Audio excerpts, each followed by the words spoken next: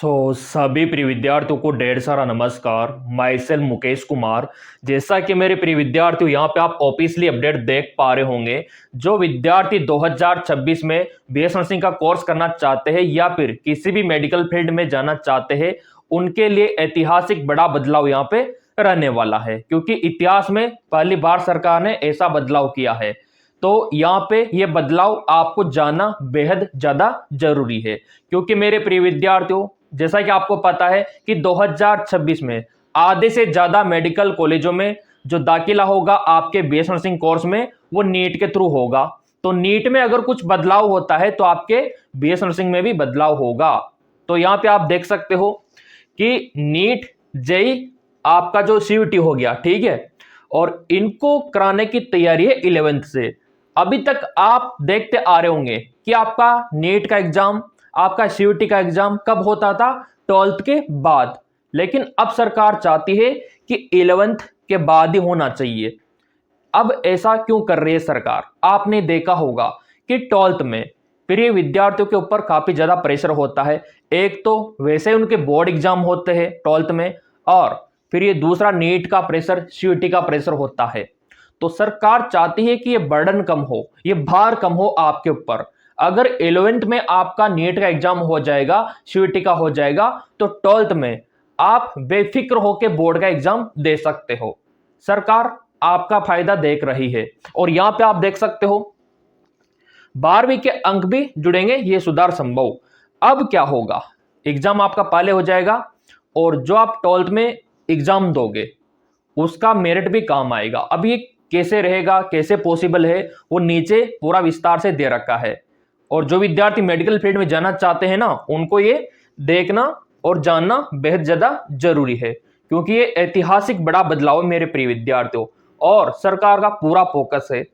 सरकार चाहती है कि जो प्रिय विद्यार्थी है, जो मेडिकल एंट्रेंस एग्जाम की तैयारी करते हैं, उनका प्रेशर कम हो, वो डिप्रेशन में ना जाए। आपने देखा होगा कि बहुत सारे प्रिय विद्यार्थी डिप्रेशन में चले जाते हैं, कहीं ना कहीं बहुत सारे सुसाइड के केस आपने देखे होंगे, सुसाइड कर लेते हैं। तो उन केसों को कम करने के लिए सरकार ये प्लान बना रही है। अब यहाँ पे देखो, नीट जेई केंद्र सरकार की ओर से, ये केंद्र सरकार का ऑर्डर है, केंद्र सरकार की ओर से बनाई गई समिति कई सुझाव पर मंथन कर रही है, जिसमें 11वीं कक्षा में जेई में आपका नीट और सीयूटी जैसी प्रवेश परीक्षाएं कराना, कोचिंग संस्थानों में 2 से 3 घंटे तक पढ़ाई कराना, बस कि कोई भी कोचिंग हो गया 2 से 3 घंटा क्लास देगा, इससे ज्यादा नहीं देगा, ताकि उनका मेंटली प्रेशर कम हो प्रिय विद्यार्थियों का। और यहाँ पे भी आप देख सकते हो, कोचिंग संस्थानों पर निर्भरता कम करने और डमी स्कूल की समस्या से निजात पाने के लिए केंद्र सरकार जेईई मेन, नीट और सीयूटी प्रवेश परीक्षाओं के तौर तरीकों को बदलने जा रही है, ठीक है। केंद्र सरकार के शिक्षा मंत्रालय की ओर से बनाई गई समिति कई सुझाव पर मंथन कर रही है, जिसमें 11वीं कक्षा में आपका जेईई, नीट और सीयूटी प्रवेश परीक्षा कराना संभव है। और अब आपका कोचिंग का समय भी कम कर दिया। और यहाँ पे आप देख सकते हो, क्या 11वीं क्लास में हो सकती है आपकी नीट की परीक्षाएं?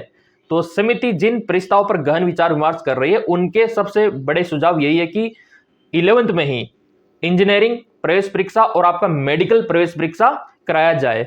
और भी मैं आपको दिखा देता हूं, यहाँ पे ये देखिए, कोचिंग में पढ़ाई रोजाना 2 से 3 घंटे तक सीमित, ये देखिए, ताकि आपका मेंटली प्रेशर कम हो। क्योंकि अभी आपने देखा होगा बहुत सारे कोचिंग ऐसे हैं जो प्रिय विद्यार्थियों को मौका नहीं देते, वो 8 से 10 घंटे पढ़ाई करवाते हैं कोचिंगों में, और इसके बाद सैटरडे संडे को भी छुट्टियां नहीं देते, टेस्ट करवाते हैं। तो सरकार चाहती है कि उससे प्रेशर बढ़ता है, ये सरकार का मानना है। और भी चलो यहाँ पे मैं बता देता हूं। और आपने इसी प्रकार देखा होगा कि जो तमिलनाडु सरकार है, वो नीट को बंद भी करवाना चाहती है, तमिलनाडु सरकार।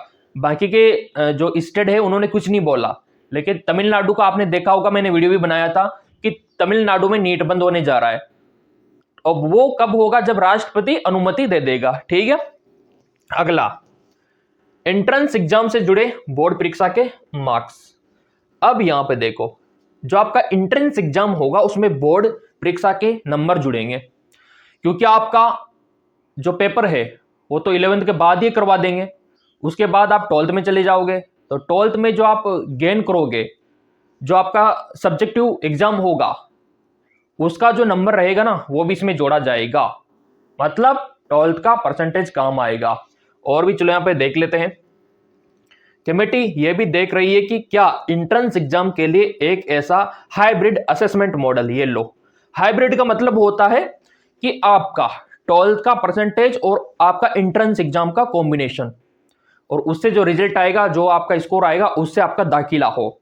तो आपको इस हिसाब से 12th में अच्छा पढ़ना पड़ेगा और अलग से एंट्रेंस एग्जाम भी होगा। तो ये आपके ऊपर है कि आप क्या करवाना चाहते हो। सरकार ने अभी ओपिनियन मांगा है हम सबसे कि क्या ऐसा हम कर सकते हैं, क्योंकि सरकार कोई भी बदलाव करती है ना तो पब्लिक से पहले रिव्यू लेती है, तो उसी का ये परिणाम है। चलो और क्या बोला इन्होंने, एक तो हाइब्रिड असेसमेंट के लिए बोला है जिसमें बोर्ड परीक्षा के मार्क्स और एप्टीट्यूड टेस्ट दोनों को वेटेज दिया जाए, यानी इंजीनियरिंग और मेडिकल दाखिलों में प्रवेश परीक्षा प्राप्त अंकों के साथ साथ बोर्ड परीक्षा का परसेंट भी देखा जाए।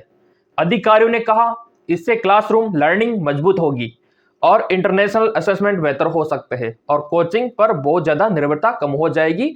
और निर्भरता इसलिए कम करना चाहती है सरकार क्योंकि गरीब परिवार के बच्चे कोचिंग वहन नहीं कर पाते, वो कोचिंग नहीं जा पाते। तो सरकार चाहती है कि कोचिंग के ऊपर डिपेंडेंसी खत्म हो, इसलिए सरकार यहाँ पे 11th में आपका एग्जाम करवाना चाहती है नीट का, जिसके थ्रू आपको पता है आपका बीएस नर्सिंग होता है, सीधा इसे कनेक्शन है।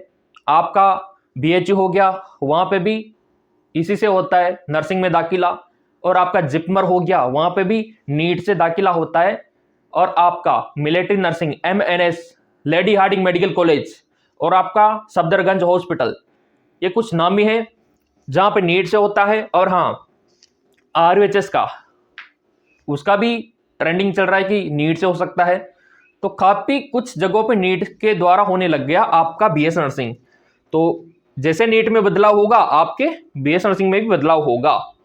और क्या बोला इन्होंने यहाँ पे, ये जो बदलाव है कब से होगा, कैसे होगा, क्या अभी से लागू कर दिया जाएगा? तो देखो मेरे प्रिय विद्यार्थियों, अभी तो ये पब्लिक को बताया है न्यूज के माध्यम से, और आपने सब्सक्राइब कर रखा है चैनल तो आप तक पहुंच गया, नहीं कर रखा है तो कर लेना, क्योंकि कुछ भी बदलाव फिर आ सकता है इसमें। अब आपको अलर्ट होना होगा यहाँ पे, जो 11th के विद्यार्थी है, जो 11th में पढ़ाई कर रहे हैं वो, और जो 11th के आगे निकल चुके हैं ना, कोई दिक्कत नहीं, आप भी दे पाओगे एग्जाम, आप भी दे पाओगे। कम से कम 11th मांगा गया है, ऊपर तो आपका भी फर्स्ट ईयर चल रहा हो तो भी आप दे पाओगे, कोई दिक्कत ही नहीं है। और यहाँ पे जो पॉजिटिव है ये है कि कोचिंग के ऊपर डिपेंडेंसी खत्म हो, और कोचिंग अगर रहेगी तो वो 2 से 3 घंटे की रहेगी, बाकी समय नहीं ले सकते आपसे। तो ये बदलाव देखने को मिला है, साफ साफ आप देख सकते हो। ये पूरा इंग्लिश में आया था प्रोस्पेक्टस, लेकिन मैंने आपको हिंदी में समझाया ताकि मेरे प्रिय विद्यार्थी को अच्छा समझ में आए। तो क्या आप चाहते हो ये बदलाव हो? अपना अपना ओपिनियन आपको कमेंट बॉक्स में बताना है मेरे को कि हाँ सर ऐसा होना चाहिए, या फिर आप चाहते हो कि पहले जैसे चल रहा था वैसा ही चलना चाहिए, क्योंकि सरकार ये भी चाहती है कि आपका साल में 2 बार एग्जाम होना चाहिए। आपका यहाँ पे पहले होगा फर्स्ट और सेकंड कुछ महीनों बाद होगा, और सरकार ये भी चाहती है कि आपका पेपर अब ऑनलाइन होना चाहिए नीट का, और ये 11th में होना चाहिए। सरकार ये बदलाव करने जा रही है। तो मेरे प्रिय विद्यार्थियों, आप यहाँ पे मेडिकल फील्ड में जाना चाहते हो, आपका ओपिनियन जरूर शेयर करें ताकि मैं भी अपना मुद्दा सरकार के सामने रखूं। तो अपना अपना ओपिनियन कमेंट करके जरूर बताना, और टेलीग्राम को ज्वाइन कर लेना। इंपोर्टेंट नोट्स फ्री में मैं आपको दे दूंगा, पीपीटी पीवाईक्यू सब आपको टेलीग्राम पे मिल जाएगा। उसका लिंक हमेशा वीडियो के डिस्क्रिप्शन में रहता है टेलीग्राम का, और बिल्कुल फ्री है, उसका फायदा आप उठा सकते हो। तो मेरे प्रिय विद्यार्थियों, अपना रिव्यू शेयर जरूर करना कमेंट बॉक्स के माध्यम से। धन्यवाद।